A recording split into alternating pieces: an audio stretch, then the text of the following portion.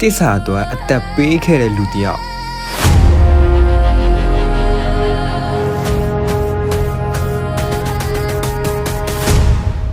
ဒီနေရာကိုလာတဲ့သူတိုင်းတစ်ခုခုရှိတယ်လို့ခံစားရတယ်ဆိုတဲ့ဖြစ်ရတယ်ဒီနေရာရဲ့နောက်ွယ်မှာထူးဆန်းတဲ့အမှန်တရားတစ်ခုရှိနေပါတယ်အဲ့ဒီရောက်သိပြီးရင်တော့မိတ်ဆွေတို့အမြင်ပြောင်းသွားပါလိမ့်မယ်ဒီမှန်တရားတွေကိုသိဖို့ကျွန်တော်သိရှိထားတဲ့ပုံမြင်ဆက်ဆန်းဒန်နိုင်ဆက်ဆန်းဖြစ်ရလေးကိုအနေငယ်ပြောပြချင်ပါတယ်ဟိုးရှိခါရိုးတရရဲ့မြေချောင်းတစ်လျှောက်မှာပြီးရင်တော်ဝေးလေကြီးစီဖြတ်တန်းသွားနေခဲ့ပါလေကိုမောင်းနေသူကတော့တစ္ဆာပြင်းထန်တဲ့လူတစ်ယောက်ဖန်ထိုင်းနော်ရစင်ပဲဖြစ်ပါတယ်သူကရိုးတရပြင်ကိုတင်ရွေးမြေချောင်းတစ်လျှောက်မောင်းနေလာခဲ့ပါတယ်ထိုးချိန်မှာပဲလိုင်းလည်းပြင်းလမ်းလည်းကျင်းတာကြောင့်သူမောင်းနေလာတဲ့လှေကဓာတ်တိုင်နဲ့တိုင်းပြီးလှေဦးကောင်းကိုလုံးဝပျက်စီးသွားခဲ့ပါတယ်ထိုခေတ်ခါဥပဒေတရားရှိခဲ့ပါတယ်တော်ဝင်လေကိုပျက်စီးသူတွေတေတံခံရမည်ဥပဒေအရဖန်ထိုင်းနော်ရစင်ဟာတေတံခံရတော့မှာပါထိုချိန်မှာပဲဘီရင်ဟာသူ့ကိုအလွန်တဘောကြတာကြောင့်သူ့ကိုတက်ညှစွာဖြင့်ခွင့်လွတ်ပေးခဲ့ပေမဲ့သူဟာလက်မခံခဲ့ပါဘူးဒီလိုရှောက်တင်ပါတယ်မင်းမြန်ကျွန်တော်ခွင့်လို့ရင်ဥပဒေကိုလူတွေမလေးစားတော့ပါဘူးကျွန်တော်မှားတော့ကျွန်တော်ပဲတာဝန်ယူပါမယ်ပြစ်စာကိုကာဝယ်ဖို့အတွက်ကျွန်တော်အသက်ပေးနိုင်ပါတယ်မင်းကြီးနောက်ဆုံးမှာတော့သူကိုယ်တိုင်တေတံကိုလက်ခံလိုက်ပါတယ်ဒီဖြစ်ရကြောင့်လူတွေကသူ့ရဲ့ပြစ်စာကိုမမေ့နိုင်ခဲ့ကြပါဘူးဒါကြောင့်ပဲသူ့ရဲ့အမိကိုအစွဲပြုပြီးဖန်ထိုင်းနော်ရစင်ဖျားเจ้าကိုစောက်လုပ်ပူဇော်ဂုဏ်ပြုခဲ့ကြပါတယ်ဒါကတော့ယနေ့ခေတ်တိုင်တည်ရှိနေတဲ့ဖန်ထိုင်းနော်ရစင်ဖျားเจ้าပဲဖြစ်ပါတယ်ဒီဖျားเจ้าကိုကျွန်တော်တို့လိုက်ပြီးတော့လှည့်ပဲကြည့်လိုက်အောင်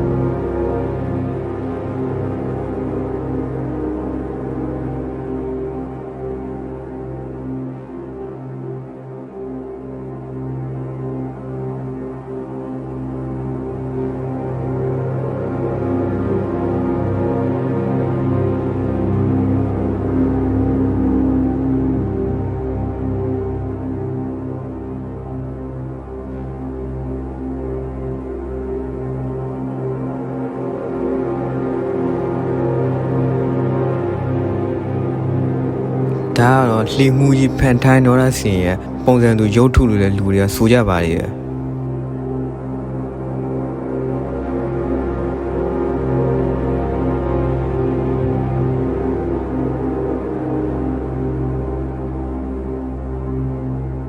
ဒီနေရာကတော့ဖန်ထိုင်းနော်ရစင်ကိုကွန်မြတ်ခဲ့တဲ့ရှေ့ဟောင်းတမိုင်းဝင်နေရာပဲဖြစ်ပါတယ်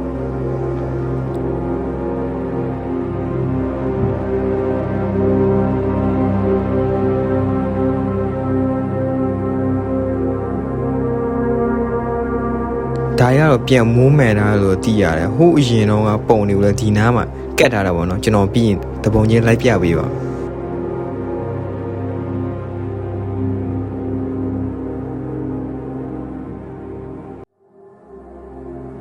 ဆိုတော့ကျွန်တော်ပြောပြခဲ့တဲ့ပုံပြင်ရဲ့အသေးစိတ်ကိုဒီအကူတယောက်ကကျွန်တော်တို့ဒီလိုတေချာလေးရှင်းပြပါတယ်မင်းဒီဖုန်းကြောင်းတော့မပြောပြဘူးဒါကငါတို့ဗမာပြည်ကခေါ်ဝေါ်ရပါတော့ဟိုကျက်ပြရတော့ဝတ်ကိုင်ဝတ်ကိုင်သူ့နာမည်အစ်စ်ကလည်းစားကြရရှိတဲ့နာမည်အစ်စ်ကဟိုစန်ဖန်ထိုင်းနော်ရစင်စန်ဆိုတာ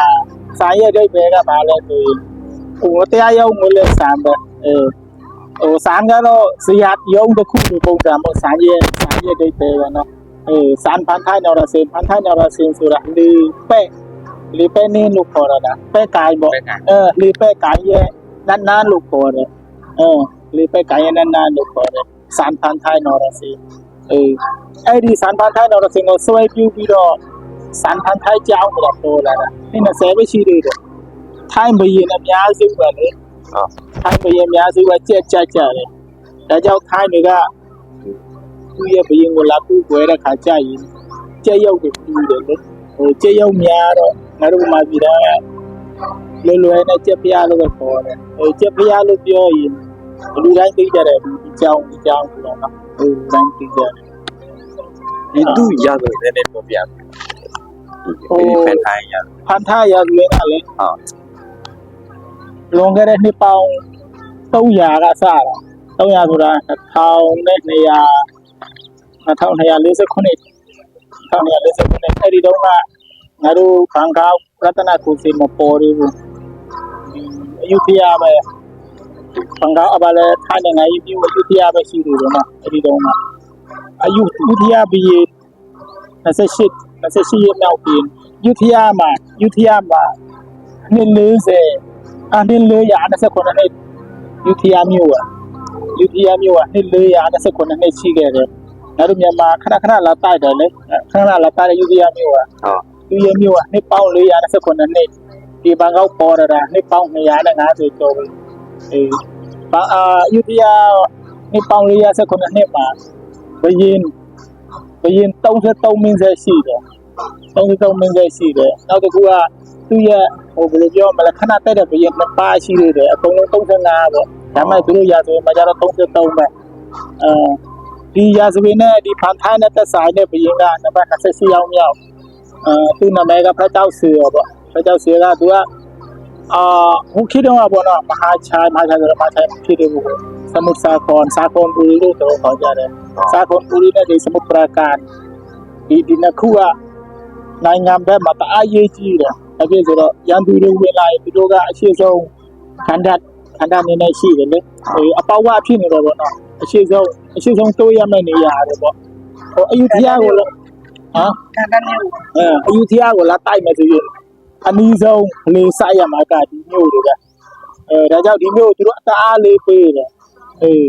ဒီငါတို့ပြောနေတဲ့ခုတ်ခါမှာအခုမှပေါ်လာတဲ့ရက်ွက်မဟုတ်ဘူးနော်နှစ်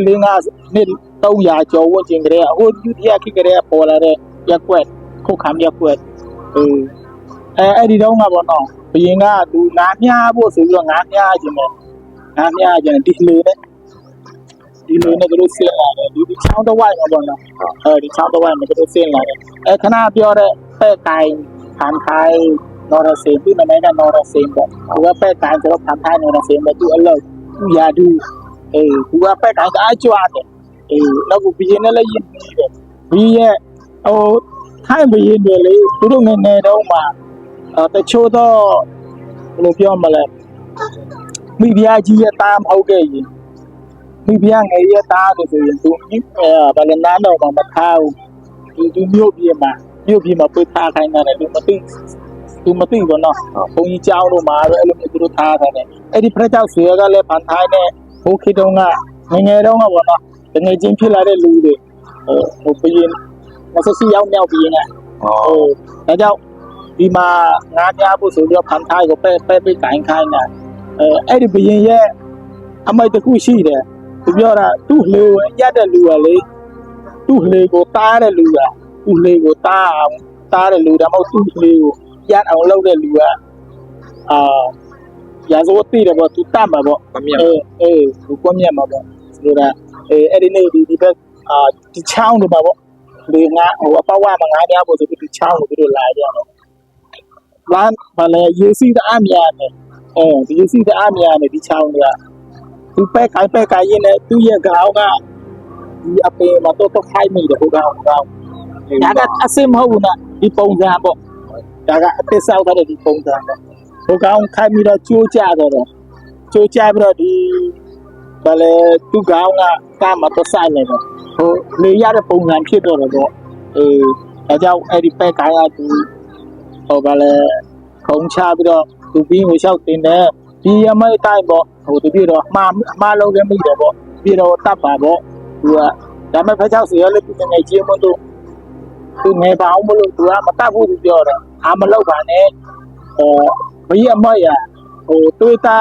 ခွဲလို့မရဘူးပေါ့အမရမိုက်တိုင်းဖြစ်အောင်လုပ်ပေါ့ဒီပြတော့တေးဆိုပြီးဘာမှမဖြစ်ဘူးရှင်ပြရမိုက်တိုင်းပြတော့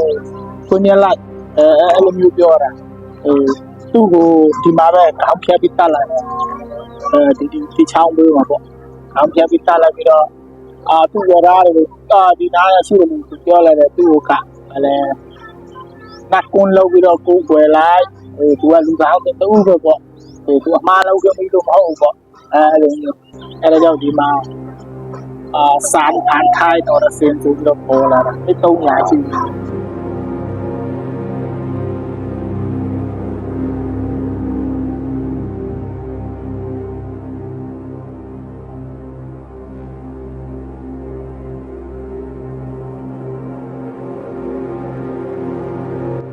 ဒါကတော့ဟိုးအရင်တော့ကဒီကိုမြတ်တာရဲ့တိုင်ရဲ့ပုံပေါ့နော်ဒီပုံတွေတပုံချင်းစီဒီမှာလိုက်ပြီးတော့ပြထားတယ်ကိုလည်းတွေ့ရတယ်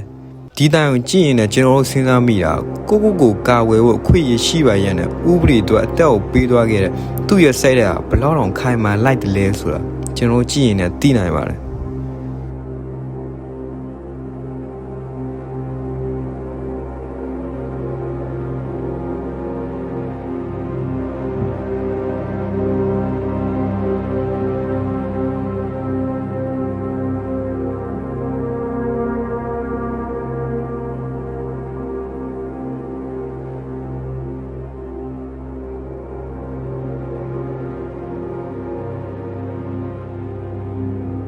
ဒီကလူတွေပြောပြကြရဒီလှေရဆိုရင်လည်းဟိုးအရင်တော့ဟိုးအရင်ခေတ်တော့လှေတွေပေါ့နော်ဒီလှေတွေကိုပြန်လဲတူးဖို့တွေးရှိပြီးတော့ဒီနေရာမှာပြန်လဲပြတာလာလို့လည်းပြောပါတယ်တော်တော်လေးတော့ပျက်စီးနေပြီပေါ့နော်ဒါပေမဲ့သူတို့ရဲ့ကြံရှိနေတဲ့တမိုင်းဝင်ပစ္စည်းတွေကိုသူတို့ထိုင်းနေတာတွေကိုလည်းတွေးရတယ်